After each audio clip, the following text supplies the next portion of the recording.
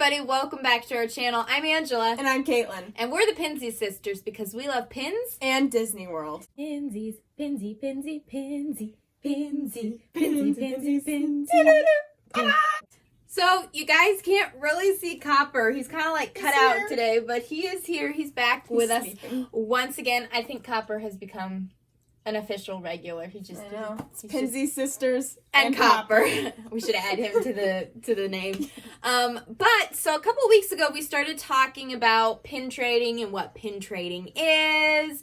And so we wanted to continue on with that today. If you guys haven't watched that video, make sure to go and watch that video about pins and stuff, and hopefully we'll keep you updated and keep going on that today. So we talked about pin trading. Pin trading is literally trading pins or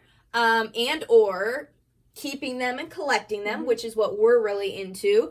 Disclaimer once again, we are not experts at all in this. We just are novices. We just really mere Padawans. Mere Padawans, novices, whatever. We just love doing this, and so this is just things that we have learned through our experience. So if we say something wrong, we apologize. We're not experienced. Okay. So, we talked about what pin trading is and some of the different pins, like we talked about limited edition, open edition, the booster packs, and the mystery boxes, which the booster packs and the mystery boxes are mainly what you're going to be trading. Normally, you wouldn't trade a limited edition based on value-wise. Those are the ones you want to keep because of value. So, you want to continue. Well, I guess we should say pin trading actually began at like the Millennium Celebration at Disney.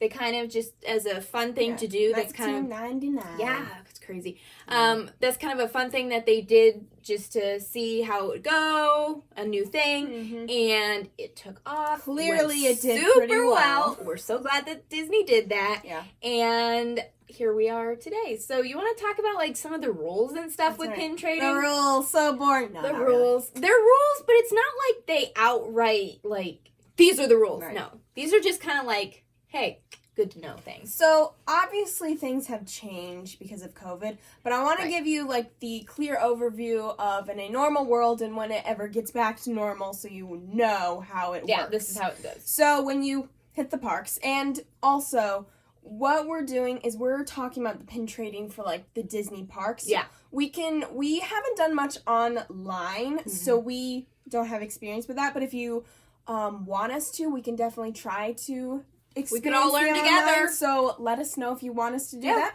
But anywho, so you hit the parks and you're like, well, what do I do? Yeah, who do you go up to? Who's going to be a part of this? Who's not? That can be kind of like. So the cast members will have pins, whether it is a lanyard or a hip pouch, and all of the pins on there are tradable. All right. Now, you want to go up to them. Don't be like, I want to touch the pins. That's kind of and just be very respectful, be very kind, and be like, hey, can I see your pins? I'm looking for something. Even tell them, Yeah, hey, you don't even have to necessarily. You don't have to just necessarily be trading. You can just literally go, hey, can I please see your pins? Exactly. You'll show it to you, and you can walk away. You don't have to feel like you have to trade with them. So say you see, I there's a pin that I want. I must trade. So you'd be like, okay. So you take off your pin and the important thing is when they're going to trade with you, they're going to check for if it has the Disney pin trading mark, which every pin will have the official mark. Make sure it's official pin. Exactly, authentic. The next thing they'll want is a Mickey back, which I think we have over there. There's one with a Mickey back on it. You're going to want to trade them. You may have your own personal backings, but when you're trading with a cast member, they're going to want a Mickey back. Yeah. So you have, all right, I have my authentic little mark. I have my Mickey back.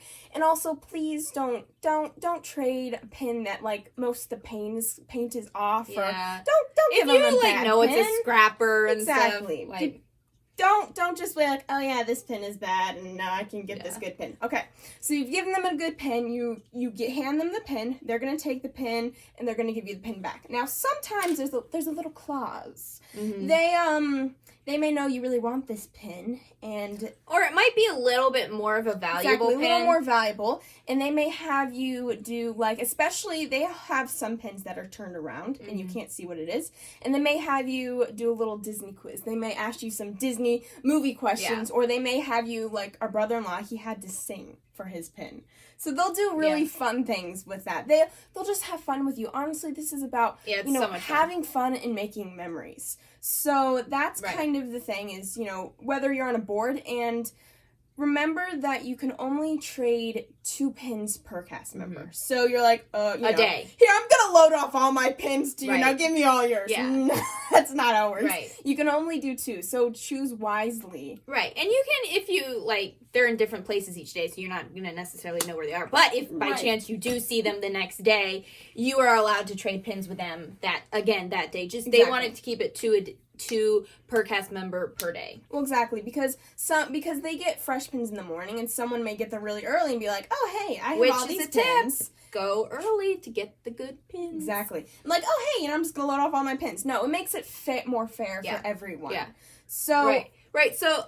Sorry, I just want to... Cast members aren't the only place that you can trade pins, though. No. You can trade them with the cast members, but also at the resorts, at different stores throughout the parks. There's pin boards and pin books.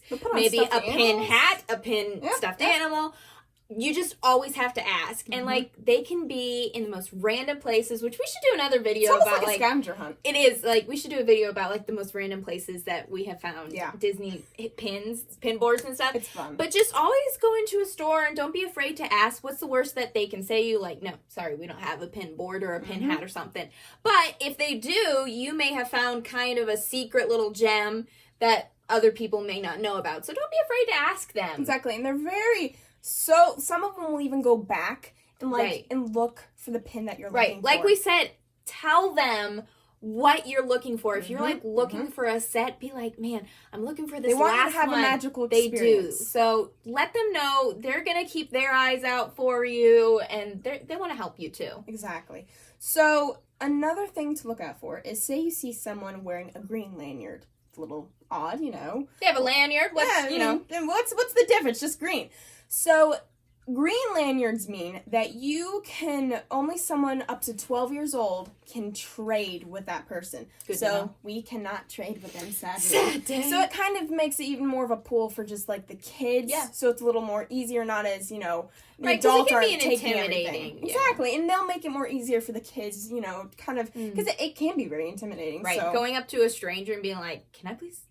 pins? Right. It can, at first it can be very intimidating. I still don't really like it, but the more you do it, the more comfortable you get doing it. And they don't care. They get asked, like, so many times, like, they'll just be like, yep, there you go. Yep. No. Okay, great, okay, they're so welcoming about it. So, that would probably be, do you think there's any other rules that I've missed? I don't think. Have fun. It's not a rule, but just have fun. Have fun. You can trade with other people in the parks. Yeah. Like, Disney doesn't have any rules that I know of. I've had people come up They don't have any rules against that. I mean, I wouldn't advise literally going up to every single person that you see and being like, well, do you have pins? Do you have pins? I wouldn't necessarily do that. But just, like, kind of feel some people out. Like, we had gone the one time, and we were looking... My mom was looking for one more pin for a set. And my sister saw it on a lanyard that someone else had. So she literally was like... Okay, so she went over to them and asked them, like, hey, would you be willing to trade that pin for another pin? Yeah. And they did, and we were able to complete a set that way. So there's multiple ways that you can find pins. Exactly. Yeah. So now the COVID era, which we are in. Which we probably should explain how to do it there. So it's changed a lot with COVID, and... When they go back, they may go back to a lot of the normal things that we talked about, but there probably will be a lot of difference. Right. So... And I just want to say, we haven't actually been to Disney, so we haven't experienced pin trading with all the COVID regulations and stuff, but this is just things we've read and heard that Disney has implemented since COVID began. Exactly. So what's going on right now, seems to be, is they have limited locations. So all the hidden gems, the kind of scavenging of, like, from, like, this hotel to that hotel to little places everywhere. It's not even, it's limited areas at certain, so people have kind of put it out to, like, it's changing, but they have limited areas. And what it is they don't even seem to be really wearing them.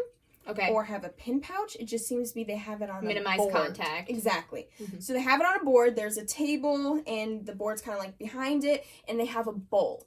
And you can, from a safe distance, or box, exactly, just some sort of container. Look at the board, and you'll be like, I like that pin. Okay, so I'm going to take off my pin. I'm going to put it in the bowl. Yeah, they're not going to touch it. Exactly.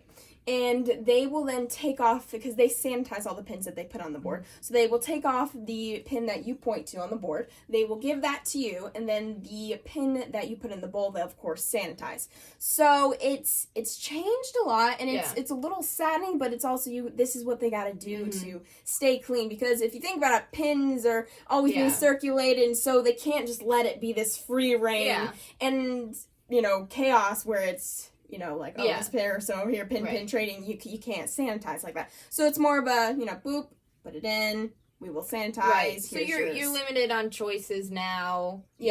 But they still have it, at least. They still have it. Exactly. That's the important thing, is I'm glad they did. And you can still always find in the stores the limited edition, the limited release, the open edition, the booster packs, the mystery packs, all of those. So if you're still looking to complete a set that's a mystery one, you can still go and buy the mystery packs and complete your set that way instead of trading to find it. Exactly. So there's still options, there's still workaround ways. It's just we have to be creative now. Exactly. This is the current where we are, and I think they got to do what they got to do. Yeah.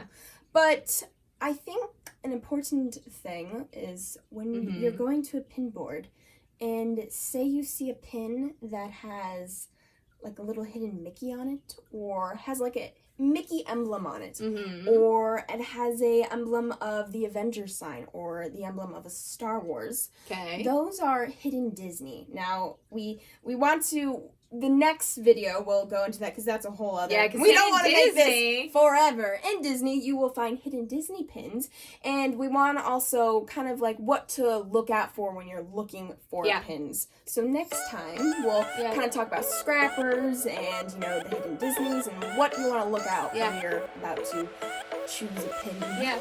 Hopefully this video wasn't too boring, but was informational and helpful for you guys, and helps maybe clear up a few misconceptions and helps you guys going into the park so you know a little bit better what to expect. Don't ever be afraid. Just have fun with it. Make memories. Make memories. That's what it's all about. And just have a great time. You're at Disney. So enjoy yourselves. And join us again next time. All right. Farewell, Pinsies. Have a pintastical day.